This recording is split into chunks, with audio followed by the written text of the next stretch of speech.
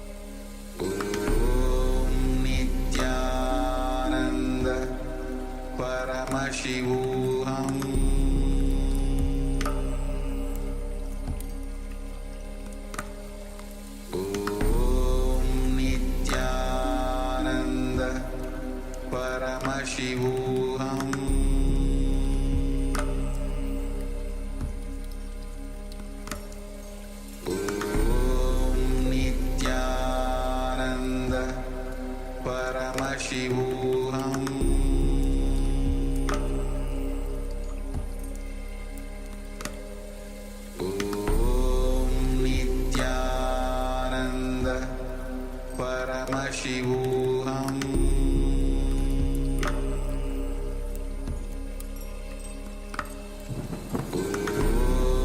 Nityananda Paramashivoham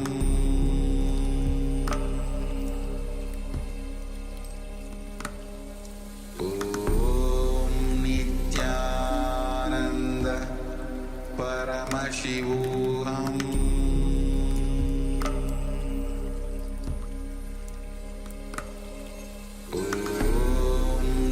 Nityananda Paramashivoham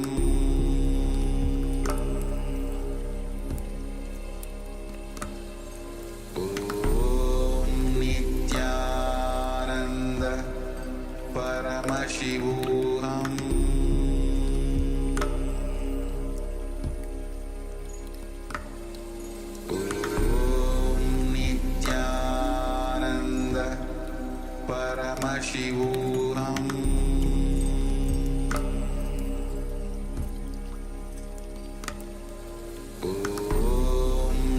Nityananda Paramashivoham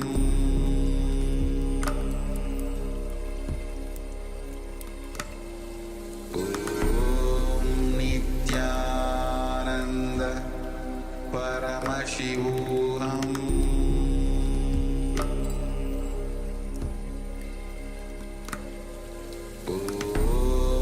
Nityananda Paramashivoham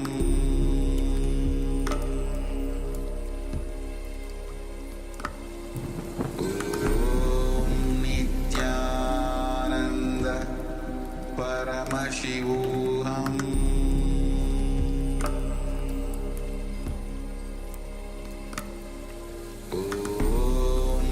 Nityananda Paramashivoham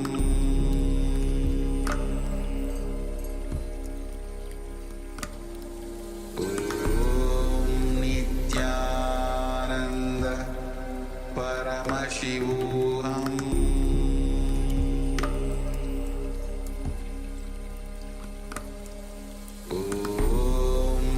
Nityananda Paramashivoham. So now, please relax. We'll be moving on to the verification step of this round of power manifestation. Kindly verify the object on which you are manifesting the power of Mahima, increasing the size of the object. Please measure and share the results in the comments here.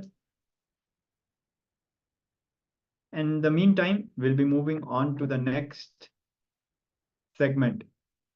This segment is about, are you a leader? Are you a boss or are you a leader? This is about leadership consciousness.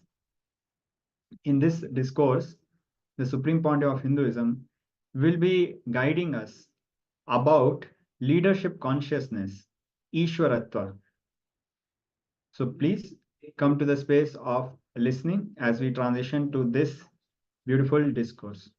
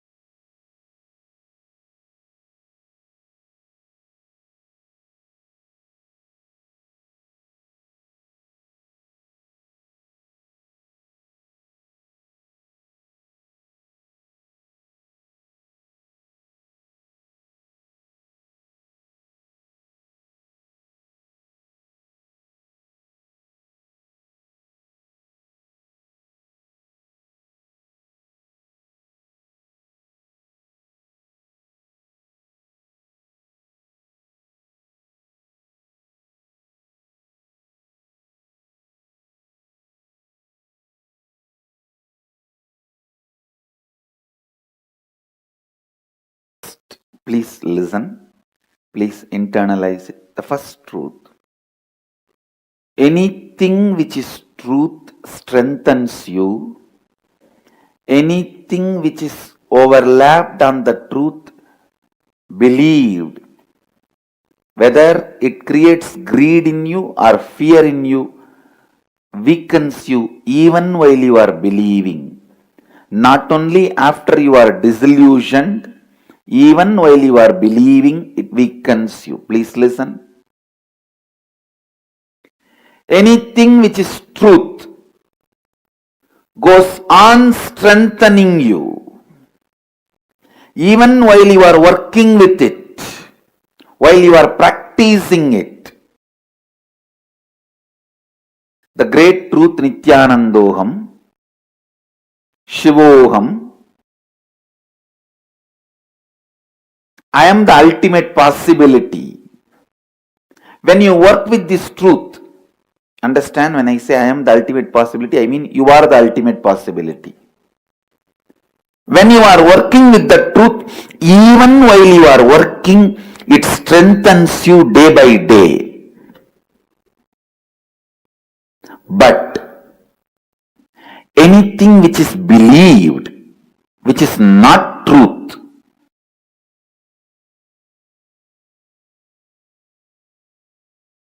I am defining these two words. Responsibility is not commitment. Commitment is not responsibility. You can be responsible, totally non-committed. You can be committed, never be responsible. I'll differentiate. I'll explain. If you are constantly thinking about your future from powerlessness and go on thinking what all can go wrong, your involvement is called commitment. If you are constantly looking at your future from the space of completion and go on looking at what all can go right, your involvement is called responsibility. Listen. I am the symbol of total responsibility and complete non-commitment. I am totally responsible but completely non-committal.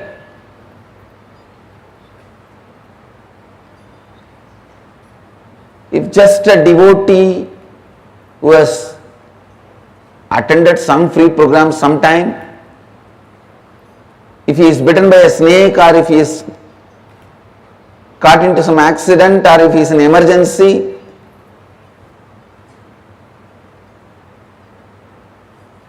one phone call, I personally attend and talk to my secretaries or whoever and see to it that constantly is attended and I get the response back, whether healing or whatever, I can help. You will see that responsibilism. Same way, if you live around me, you can very clearly smell I am completely non-committed to the whole thing. Listen. Any future plan which erupts out of the pattern, what all can go wrong is commitment. Any future plan which comes out of the completion, what all can go right, is responsibilism. Responsibility. He asked me again, then what is accountability, Swamiji? I said, if you are constantly thinking from what all can go wrong, even if you are committed, you may be accountable, but you will not be accountable. You may be accountable, you will not be accountable. You will just stand and say, yes, this is what I am, what can I do? This is where I am.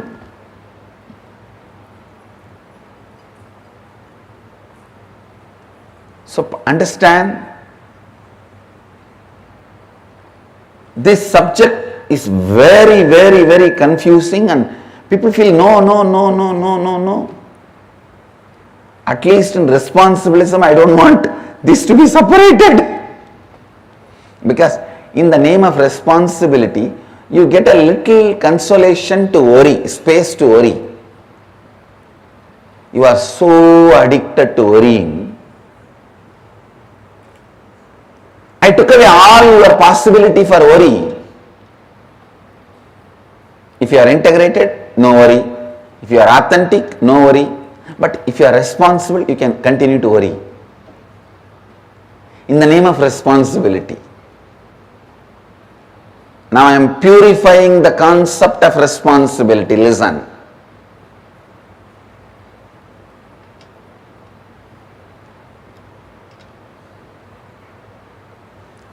If you can move based on what all can go right.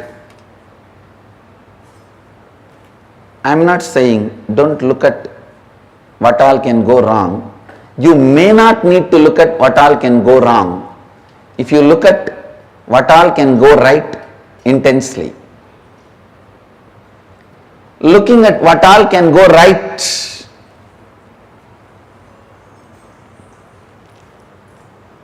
I tell you, looking at what all can go right gives you the ability to start 2000 projects.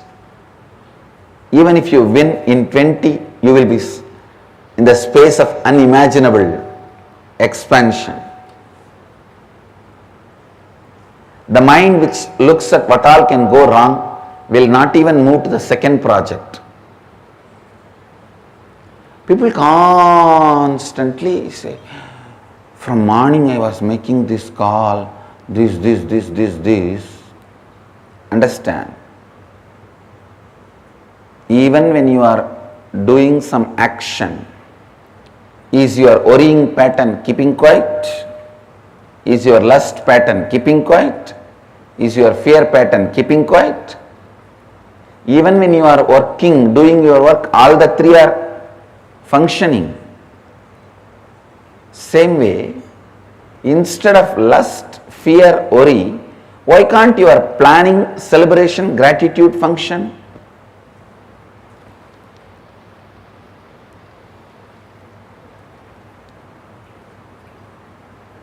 It is just simple training. Whether you function from fear, lust, worry, or function from planning, celebration, gratitude, planning, completion, gratitude. Listen. Listen, I am giving you a very important sacred secret as per the yogic tradition. The moment you are born, you reside only in Anandagandha. Anandagandha is the space from which your soul, your consciousness operates in your body.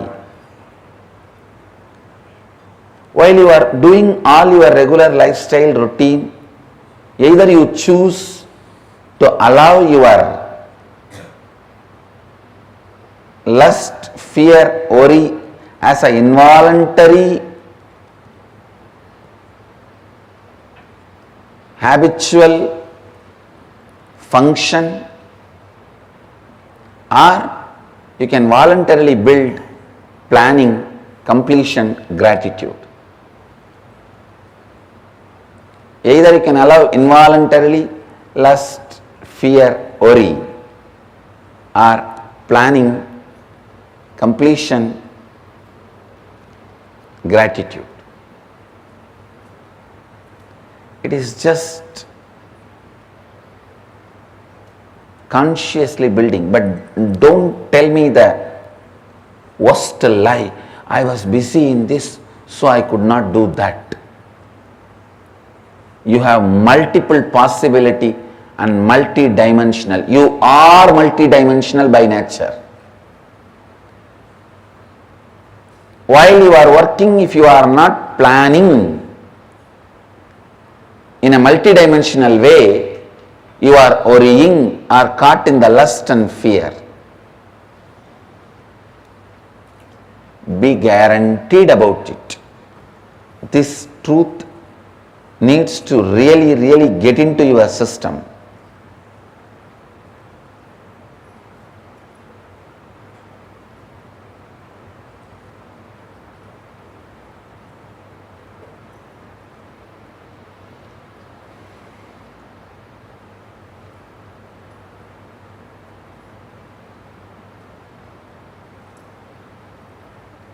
This truth need to really get into your system. Listen.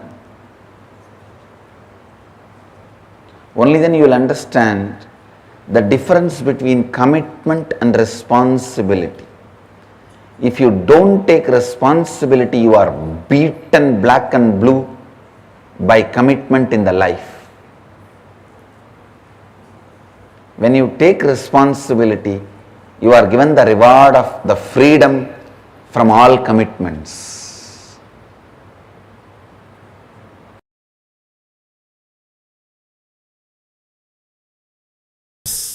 First awakening you need to have. No cunning strategies. No cunning strategies are going to work. Shortest distance between 2 points is straight line. Shortest distance between 2 points is a straight line. Understand? Most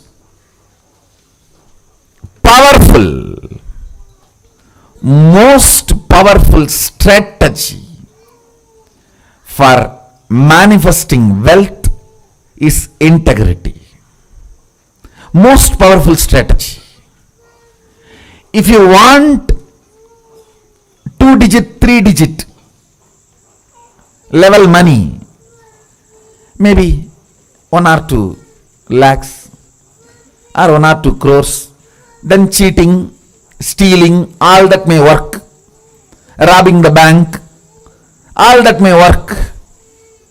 But if you are really interested in living with wealth forever, the most easiest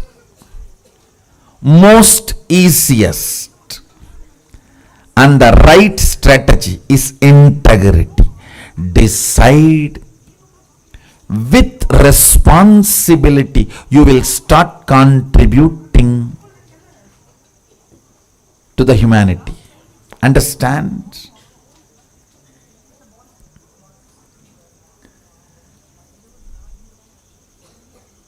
Manifesting your cognition is life. Understand? Whatever cognitions, conclusions you have about life in your life, you will go on be manifesting that every day. If you have the conclusion, you are going to fall sick day by day. The more and more you breathe every day, every night, finally, you will manifest that. It is your conclusions you manifest. If you have the conclusion, the cunning methods, cheating brings wealth, you will only be manifesting that, or waiting to some cunning methodology to click so you can manifest wealth. No.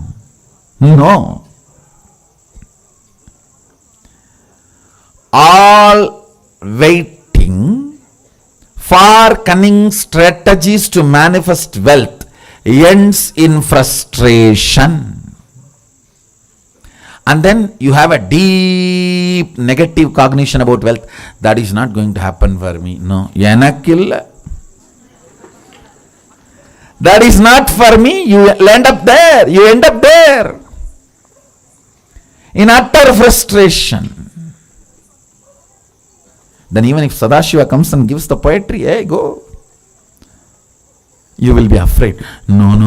Who knows whether I am going to get the praise,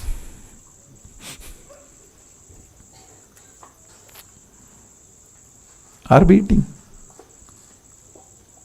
Listen. Listen to this. Fundamentally, the first truth of awakening wealth consciousness, I am not giving you this as a teaching, I am giving you this as a software programming. Just internalize and come to this conclusion, that's all. You don't need to practice it, anything. You need to practice. Practice is a 4-letter word for me. Coming to conclusion is all I ask from you. No belief, no faith, no. Coming to conclusion, integrity. The first cognition you need to have. The first conclusion I request you to arrive. No cunning strategy will manifest wealth in your life. You may grab little currency through cunning strategies, but it will never become wealth of your life. I tell you, I am traveling all over the world. I am seeing all the culture, country, every background beings. Still now, I have heard at least about thousands of types of lotteries, but not seen a single man who has become permanently wealthy, rich by a lottery. Understand? I have not seen a single man who really became wealthy, stayed with his wealth through a lottery. No. That's the most funny thing. Then what is happening to all the big lotteries going on? The economy Sadashiva is teaching is neither capitalism, nor communism, or socialism. It is responsibilism.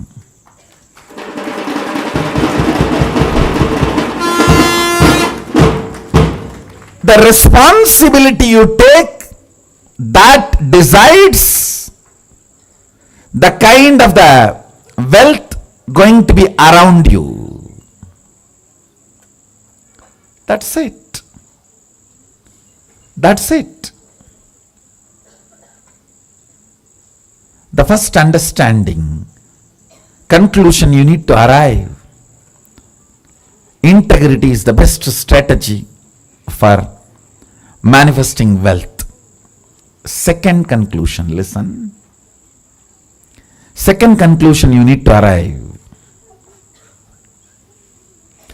Whatever I am talking is not teaching. The moment it is teaching, you will push it into a moral dustbin. All of you have a moral dustbin. Oh, everybody talks. What is there? You know how to dump that. For ages, that moral dustbin is what keeps you as you want, without transformation. You start, my mother all the times tells me to do yoga in the morning, but she doesn't do. Now from that moral dustbin starts growing in you. Anything you call it as teaching, you dump it in the dustbin and never do it. I am not giving you any moral teachings. Be very clear, don't push me into moral dustbin. No. I am talking to you. If you come to all these conclusions, you will live wealthy forever. And if you are not able to come to this conclusion, I will support you, help you by awakening your Kundalini Shakti to see these conclusions as reality. That's all.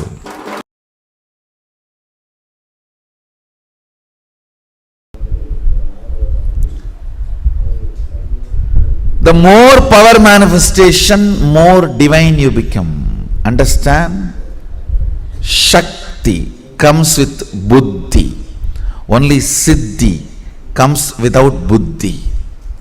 Shakti is mother, siddhi is stepmother.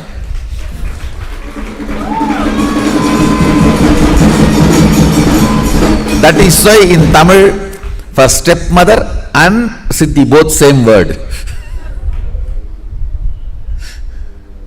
Siddhi is Chitti. Shakti is mother. Understand?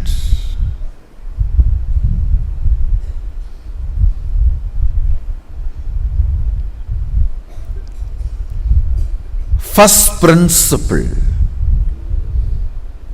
about manifesting powers, it will not strengthen your ego, it will only take you beyond ego. First. Second, manifesting powers means manifesting qualities, state and space of Sadashiva also. Understand? When you manifest powers, naturally the state of Sadashiva and space of Sadashiva starts manifesting in you. I have always seen people who manifest powers have a very high level of integrity and unclutching, because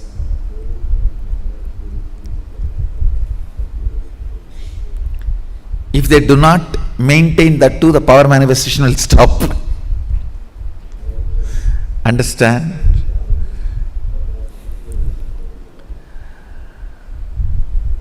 How much ever you would have paid to buy your cell phone, but unless you charge every day, it will not function. How much ever you may manifest powers, unless the integrity of your life is maintained, it will not manifest. Actually, when you manifest powers, automatically the frequency of your integrity increases. The trust in integrity, trust in authenticity starts increasing. The reasons why you don't live a life of integrity is powerlessness. That starts melting down. With more and more power manifestation, powerlessness goes away. You become more integrated, more authentic. The second principle of power manifestation, listen carefully. Shakti comes always with buddhi. Means more power manifestation, more integrity. More power manifestation, more unclutching. More power manifestation, more nirvikalpa samadhi. More power manifestation, more joy. More power manifestation, more restful awareness. More power manifestation, more responsibilism. More power manifestation, more enriching. More power manifestation, more bliss. What is power manifestation? Deciding. Listen. Integrity needs your declaration, but power manifestation does not even needs your declaration. It only needs your decision. Deciding to be one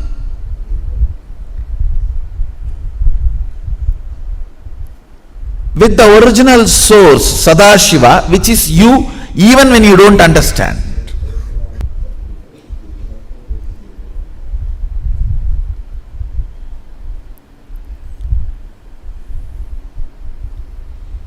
He was using very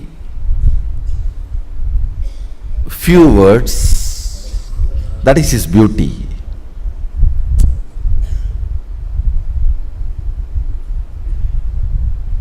just with few words, he will make that click happen. You know. First he was trying to tell that everything is one.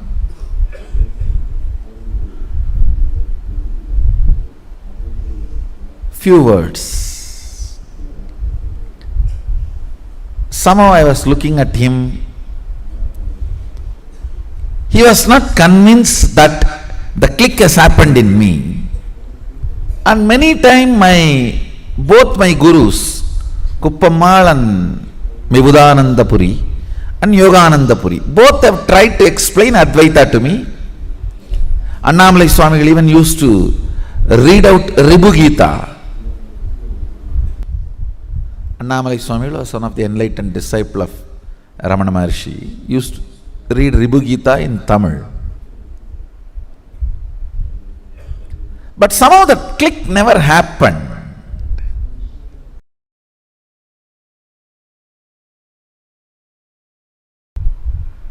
Understand, in cosmos, communism does not work. That's the most stupid philosophy on the planet Earth. Same way in cosmos, capitalism does not work. That's the most cunning philosophy. Cosmos is neither stupid nor cunning. It is compassionate, responsibilism. Cosmos works neither on communism nor on capitalism. It works on responsibilism. What is the responsibility you take in life? What is the context you set for yourself in the life? Based on that, he manifests. That's all. He manifests based on that. So the whole Sadashivatva is manifesting for the people who decided to do his work as not just first priority, only priority. See, first priority is different, only priority is different. Because they decided it as only priority, the manifestation becomes totally different, altogether in a different scale. Understand, my initiations are same, I am same for everyone. It is based on their context they receive and they manifest.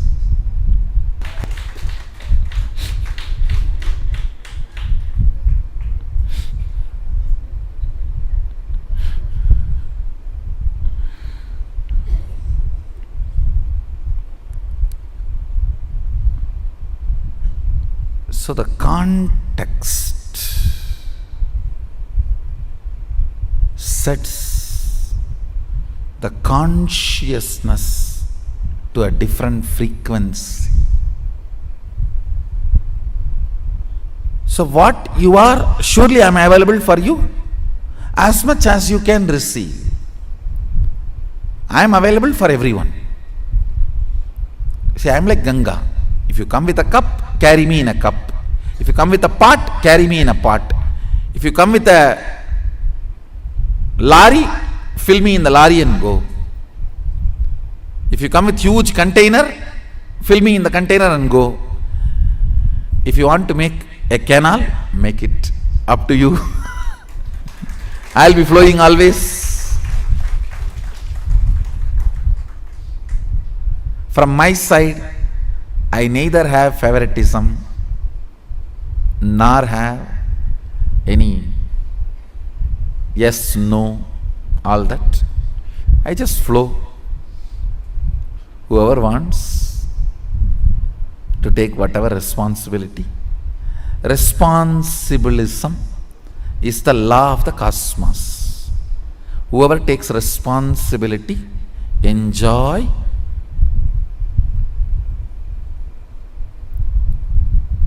powers.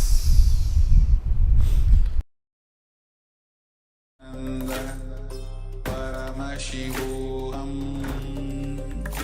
Om Nityananda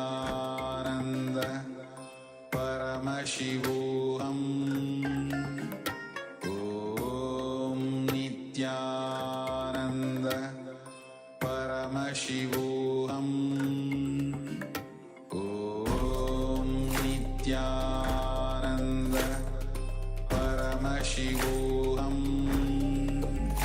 Om Nityananda Paramashivoham. Om Nityananda Paramashivoham. Om Nityananda Paramashivoham. Om Nityananda.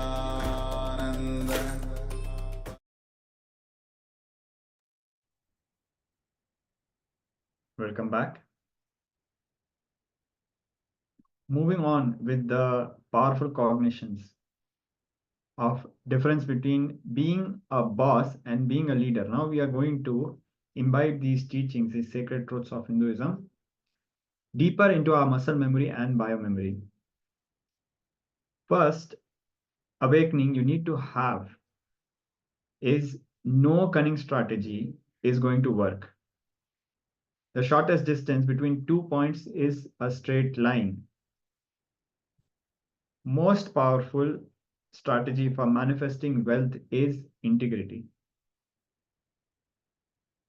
In Chanda Yoga Upanishad, 5th chapter, verse 3.3, it is said, "Know the why yonder region, where men rise to after that, does not be fulfilled." Which means with integrity, you are bound to manifest your results. Now we'll do a small completion process. It's a 3-step process. Sit with yourself in front of Swamiji's picture or Atmamurti and watch your thoughts as you do completion with yourself. Next, sit and list all your family members and close ones and see whether you are in completion with them. And third, sit and declare completion within your being and declare Paramashivoham. If you have something to write down before you declare, please do that as well. So this 3-step process helps you to be established in leadership consciousness. So when you sit and list all your family members and see if you are in completion with them, look in and see, have you fulfilled the words you have given them? Have you stood up to their anyakara or their expectations? When we say, have you stood up to their expectation, it means, for example, if you are a sports person and your fans have an expectation for you to win a certain tournament, that is their anyakara, that is their others' image of you, which you have to fulfill to be authentic to them. Likewise, sit and list all your family members and close ones and see whether you are in completion with them.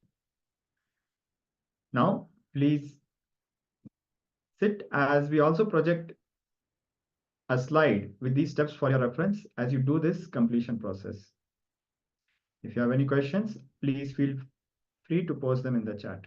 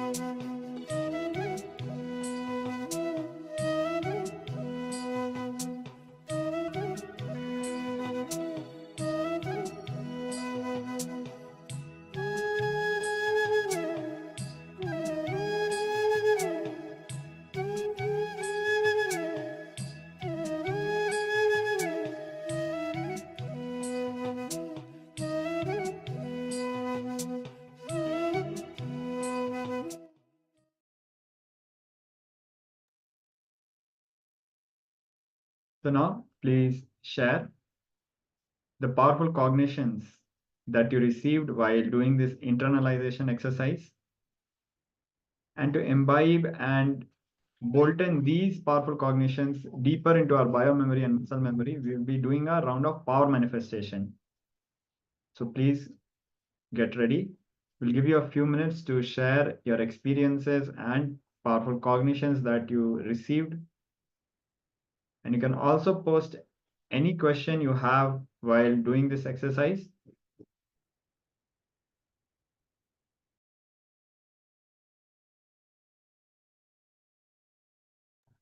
So we are going to manifest another round of the power of Mahima. So please sit straight with your head, neck, and spine in a straight line. Remember Swamiji in your third eye. Chant the Mahavakya, Om Nityananda Paramashivoham. Understand, you are Bhagwan Shri Nityananda Paramashivoham. Any other identity is delusion. Just drop it. Just as we have been doing in the last few rounds, select an object. And as you are chanting the Mahavakya, give the instruction for the size of the object to change, for it to increase. Make sure you measure the object before moving on in this round of power manifestation. Intensely vibrate in the Ajapa Japa of Paramashiva as you chant Om Nityananda Paramashivoham. Now we'll be moving on and we'll be showing a oneness capsule for all of you to entangle.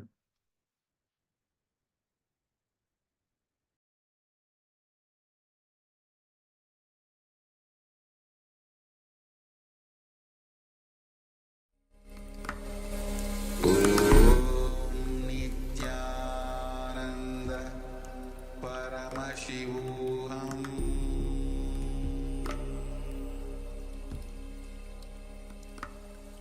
Om Nityananda Paramashivoham Paramashivoham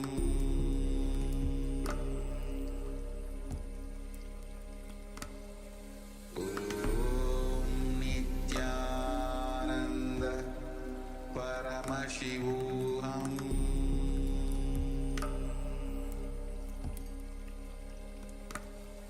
Om Nityananda Paramashivoham Paramashivoham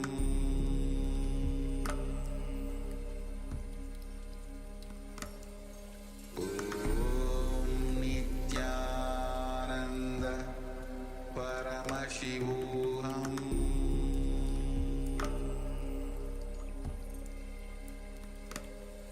Om Nityananda Paramashivoham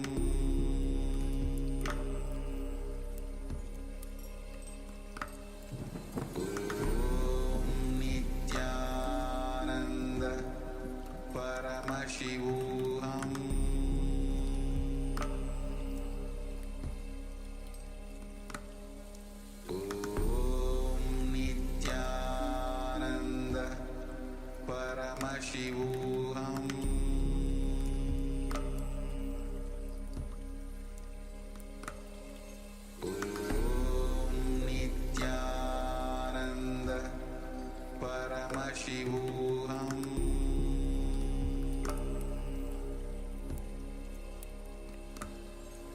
Om Nityananda Paramashivoham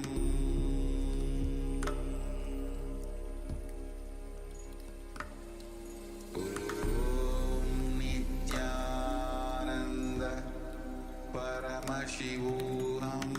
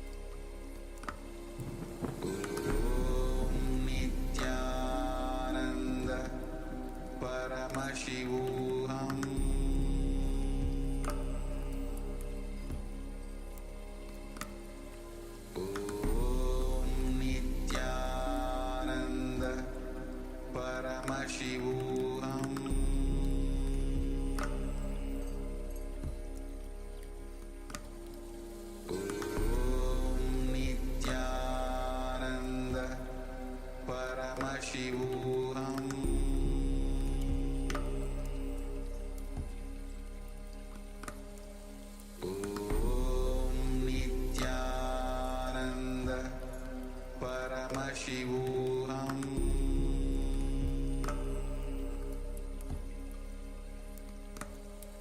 Om Nityananda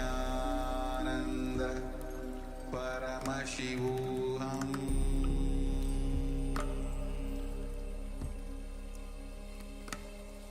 Om Nityananda Paramashivoham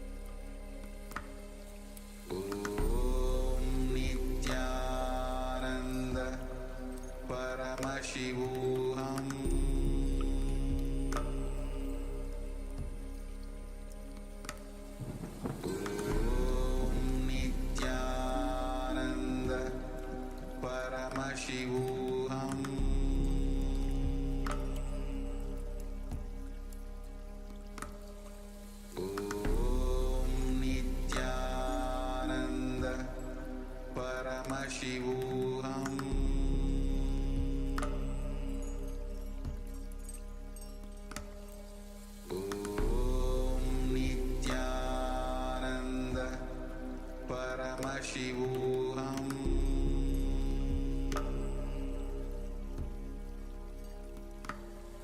Om Nityananda Paramashivoham.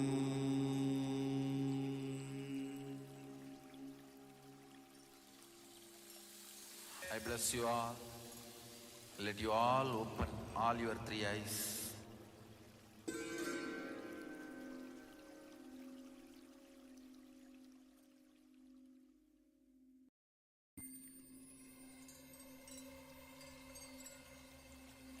I welcome you all with my love and respect. Let you all open all your three eyes. Om Nityananda Paramashivoham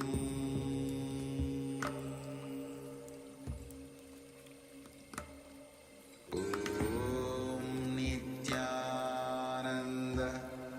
Paramashivoham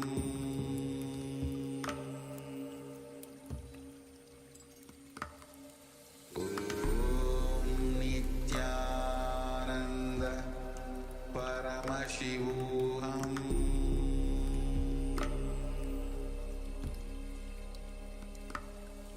Om Nityananda Paramashivoham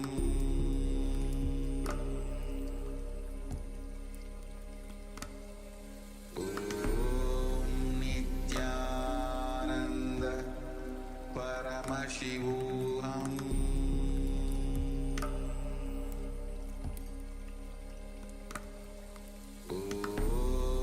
Nityananda Paramashivoham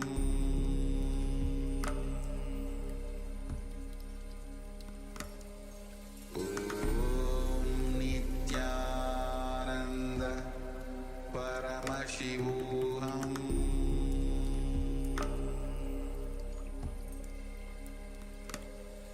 Om Nityananda Paramashivoham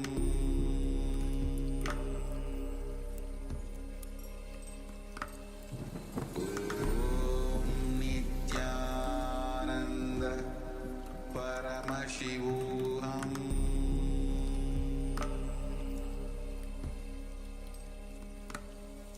Om Nityananda Paramashivoham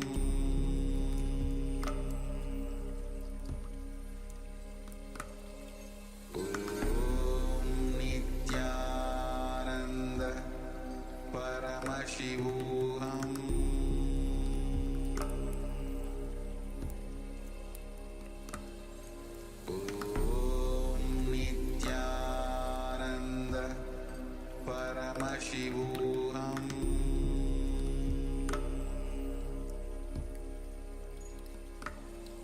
Om Nityananda Paramashivoham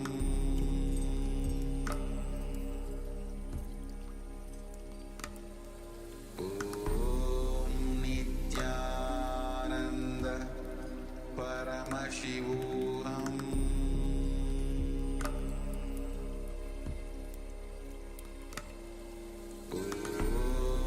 Nityananda Paramashivoham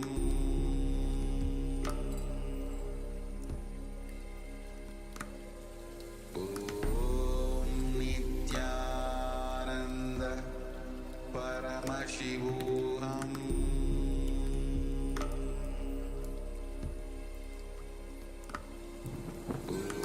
Om Nityananda Paramashivoham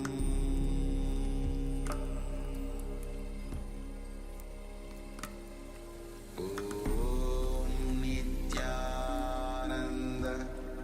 Paramashivoham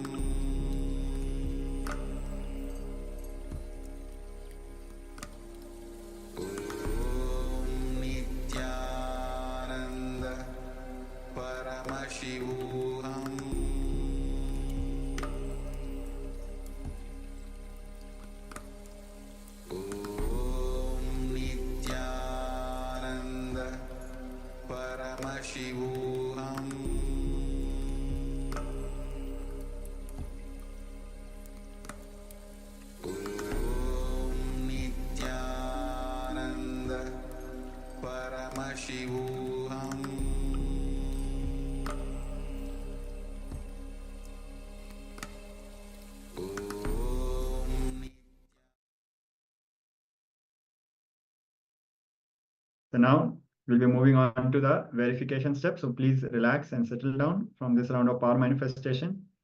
Please measure the size of that object over which you manifested the power of Mahima, that is increasing the size. And please post the result in the chat.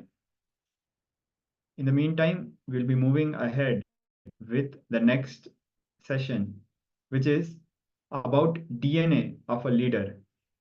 Here, the Supreme Pontiff of Hinduism will be revealing the sacred truths about leadership. What is the fundamental quality of leadership and how it is important for you to realize your peak possibility and express and radiate enlightenment. We request all the participants to come to the space of listening as Swamiji will be sharing about the sacred secrets of leadership.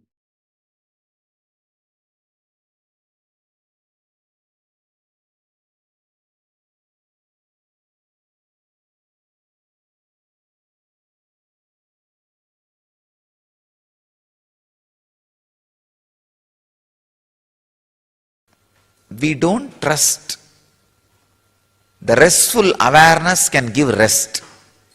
We always tend to believe rest means forgetting things, being irresponsible, foregoing the things you need to attend.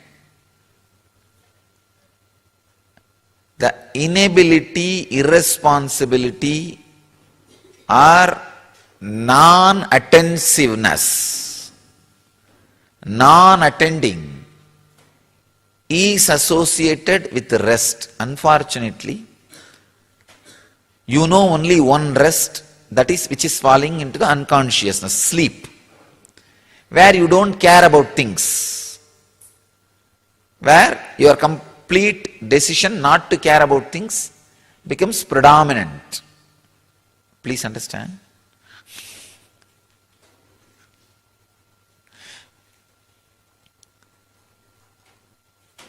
You do not know any other rest. It's so pathetic. Human beings do not know any other state for resting other than sleep. That is why always, if you want to take rest, you want to throw away things.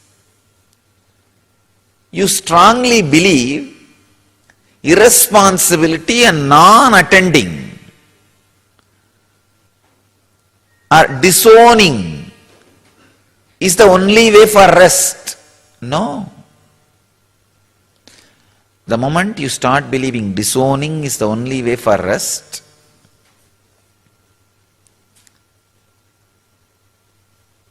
non-attending is the only way for rest,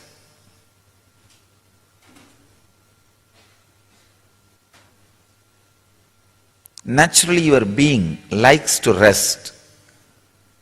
So, it will always decide to let go, means let the past and future do whatever it wants in the mind, let me rest. Please understand.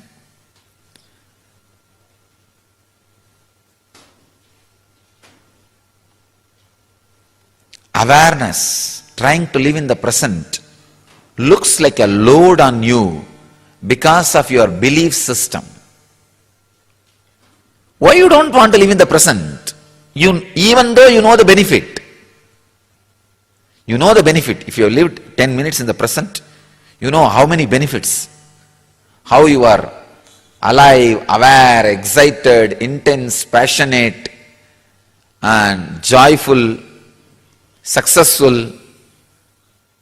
You know it, but you decide not to live in present because you have a deep, strong belief present means stress, awareness means load.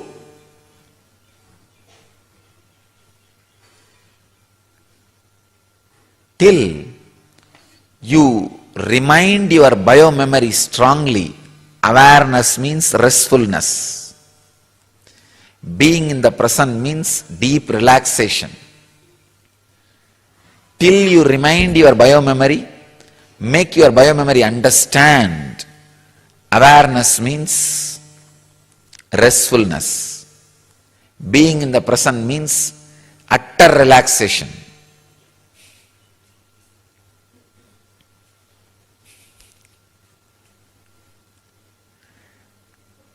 I don't know how much you are going to take, how much time and how much energy you are going to take to remind your system.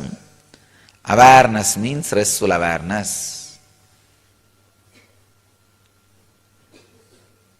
Being in the present means deeply relaxed.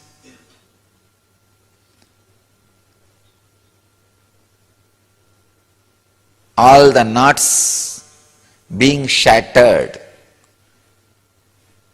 That understanding, that clarity is a basic necessity for you to consciously decide to get enlightened, to live in the present moment. The problem is not just your intellectual understanding level. See, there are some problems which can be cleared just by the intellectual understanding. But the problem related to laziness, this is the deepest layer of laziness, the subtlest printout which you carry in your mind, blueprint which you carry in your mind about the past, present, future. This is one of the most dangerous blueprint you carry. Please understand, most dangerous blueprint means living in the present is stress, just being pushed and pulled by the past and future is relaxation. I can define the meaning of ignorance. Ignorance means believing, floating in the past and future is relaxation. Being in the present is stressful effort. This is ignorance.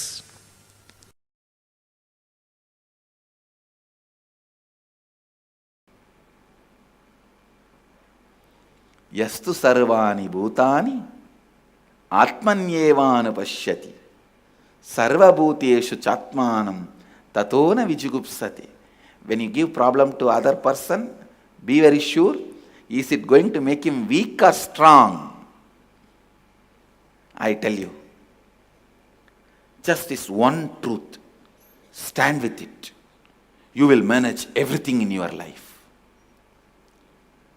You will manage everything in your life. Everything in your life will just strengthen you. Strengthen you. It will be just from strength to strength to strength to strength. In southern part of Tamil Nadu, there are some trees. Even if they get buried by natural calamity, in course of time they become stones. They don't just get disintegrated. It's called Kalmaram in Tamil language. If you go to Tiruvakkarai, Pondicherry, you will see those trees which has become stone. Even if they are buried, they don't get disintegrated, they become stone. Understand, it's a stuff out of which you are made. Your belief about you, that decides whether you are going to be disintegrated by getting buried or you are going to become a stone.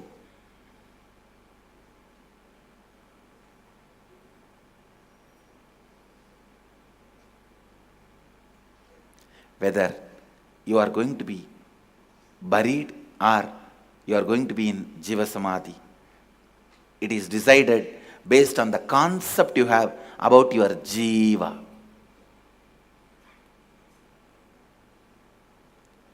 Even while you are living,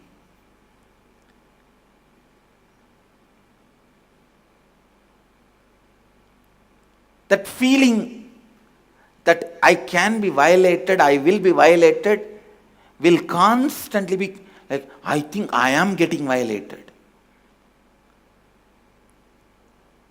If you repeat, I can be, I will be, I may be, I think I am.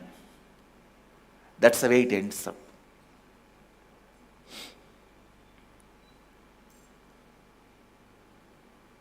Just remember this one thing. Nothing can violate you. Sadasiva Brahmendra, one of the greatest saint, Siddha of modern era, his samadhi is in Karur. Near Karur there is a small village called Nerur. In that village his samadhi is there. When I went to his samadhi, he gave me a grass as a blessing.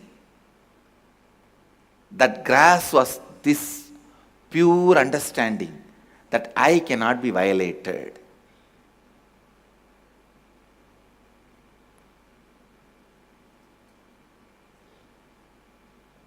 Meditate on this. Think about it.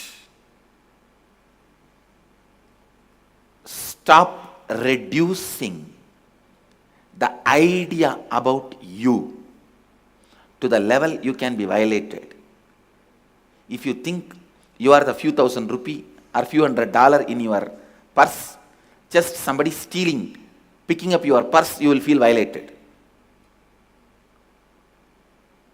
Or if you think your name and fame is your personality, just somebody looking at you without respect, you will feel violated. If somebody looks at you, immediately you will feel violated.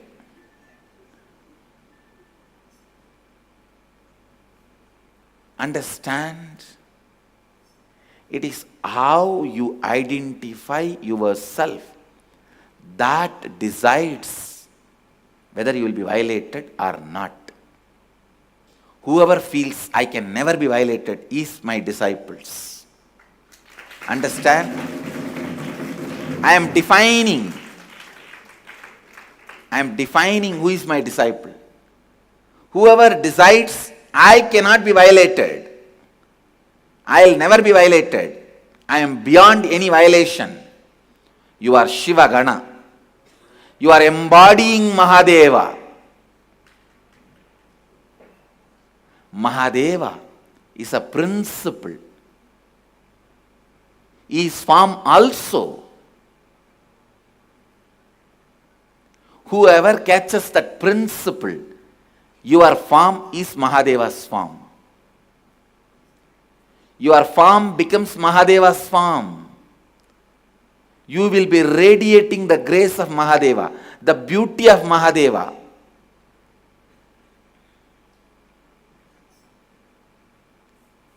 The beauty of Shiva, the beauty of Mahadeva, the grace of Shiva, the grace of Isha.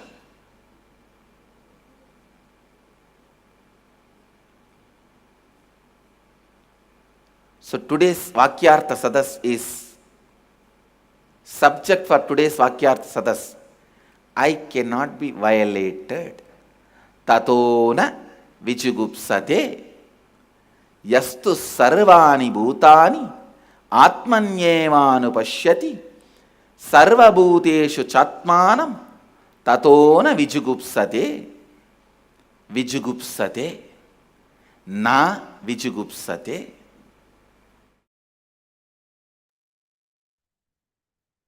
We apologize and complete for stopping the session in between, as now it is time for us to move on for darshan preparation for this very special occasion of Ganesha Chaturthi. So please come to the space of devotion and gratitude to receive our beloved Guru, the Supreme Pontiff of Hinduism. Now we'll be transitioning to darshan preparation.